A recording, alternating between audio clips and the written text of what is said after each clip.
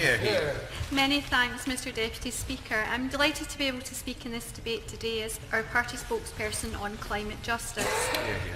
The flooding caused by Storm Desmond, which affected large areas in north-west of England, southern Scotland, northern Wales and Northern Ireland, has had devastating effects. At a time when most of us are looking forward to Christmas and trying to be organised for our forthcoming festivities, those most severely affected by the flooding are likely to be facing a more bleaker festive period, away from their homes for the imminent future with a significant clean-up process ahead of them. Our thoughts are firstly with those affected and our gratitude to all emergency services involved alongside communities and local councils. However, this is not an isolated event, and over recent years there have been a number of extreme floods in the UK, both during winter and summer months. For some people, they have also experienced this on multiple occasions. These extreme floods have substantial human, emotional and financial toll on the individual and communities affected, both in the immediate aftermath and over the long term. Flooding leads to homes and businesses having to be evacuated, loss of power, public amenities and transport links being closed. Most tragically of all, though, it has also resulted in a number of fatalities. In Scotland, the Scottish Government are very aware of the impact of climate change, both domestically and globally, and have introduced pioneering policies which aim to alleviate the effects of climate change, both in Scotland and in developing countries across the world. In this regard, the Scottish Government have been investing in a number of initiatives to reduce carbon emissions, and Scotland is well on its way to meeting our world-leading target of a 42% reduction in emissions by 2020. We've also made significant progress on building renewable energy resources, which, as well as providing a sustainable energy supply, promotes jobs and growth. At present, around... Yes, I will indeed.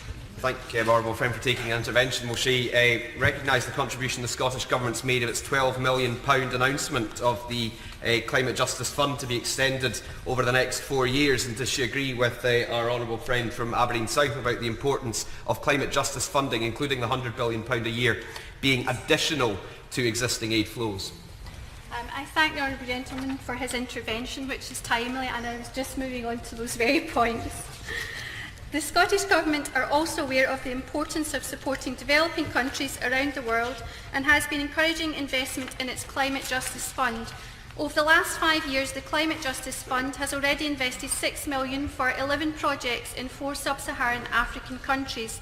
In Malawi, for example, around 30,000 people now have access to safe, clean drinking water, and over 100 communities have been trained in natural resource rights and management.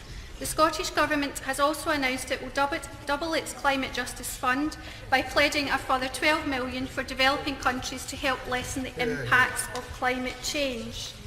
This is important as it is recognised that richer countries have polluted more and for longer. Therefore, we have a responsibility to ensure that those in developing countries are able to adequately adapt to climate change.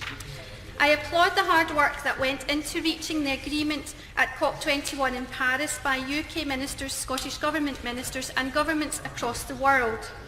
I was also honoured to have been able to play a small role by attending the Legislators' Summit hosted by Globe International.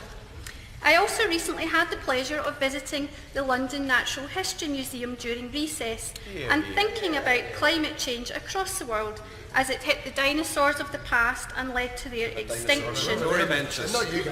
Climate change is not new, but it is now once again reaching crisis point. I would finish by saying, let's learn the lessons from the past, not be the dinosaurs of the present, and ensure that we protect this world for future generations.